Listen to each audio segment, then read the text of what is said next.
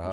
कि कंसल्टेंसी के हवाले से आपने बिल्कुल सही बात की कि इंफॉर्मेशन ऑनलाइन मौजूद है और लोगों को ऑफिशियल वेबसाइट जो कैनेडियन गवर्नमेंट की है cic.gc.ca उससे रुजू करना चाहिए। लेकिन अगर कुछ मामलात में कुछ मुबहम है अगर कोई इन्फॉर्मेशन तो आप किसी लाइसेंस कंसल्टेंट्स की खदमात लें और लाइसेंस कंसल्टेंट आपको कनाडा में पाए जाते हैं। आप उनकी रजिस्ट्री को चेक कर सकते हैं और उनसे रब्ता कर सकते हैं। मराहिल के अंदर अमूमन ये होता है कि जो इंटेंशंस हैं जैसे आपने बात की वो क्या हैं, वीज़ा ऑफिसर उसको मद्देनज़र रखता है। अगर आपका इंटेंशन वाक़तन पढ़ने का है तो फिर करीन क़यास ये है कि आपको अप्रूवल हो जाएगा स्टूडेंट वीज़ा का। और स्टूडेंट वीज़ा में ऑब्वियसली सबसे पहले आप एडमिशन लेते हैं। जब यहाँ पे रब्ता करते हैं लोग लोकल नॉन कैनेडियन एजेंट्स के पास जो कि एजुकेशन के मामलात में तो रहनुमाई करते हैं लेकिन स्टडी परमिट के मामले में उनको ना तो खुद ट्रेनिंग होती है और ना ही वो अच्छी तरीके से एक्सप्लेन कर पाते हैं। लेकिन एडमिशन लेने के हवाले से भी अगर रहनुमाई सही हो तो फिर आगे वीज़ा के हुसूल में भी आसानी होती है। फॉर एग्ज़ाम्पल अगर आप दाखिला लेना चाहते हैं मास्टर्स प्रोग्राम में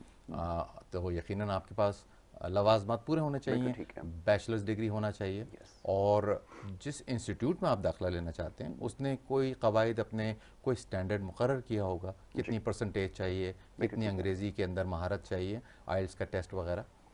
लेकिन मैं देख रहा हूँ कि यहाँ पर लोगों ने मास्टर्स किया हुआ है और लोकल एजेंट को कहते हैं कि कुछ कम पैसों में कोर्स मिल रहा है, आप एक काम करें, आप डिप्लोमा कर लीजिए।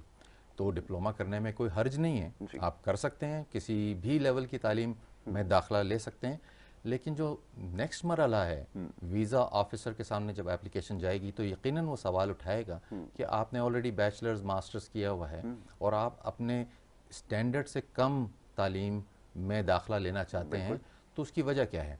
और फाइनेंशियल कमिटमेंट जहाँ नज़र नहीं आती है, जहाँ पर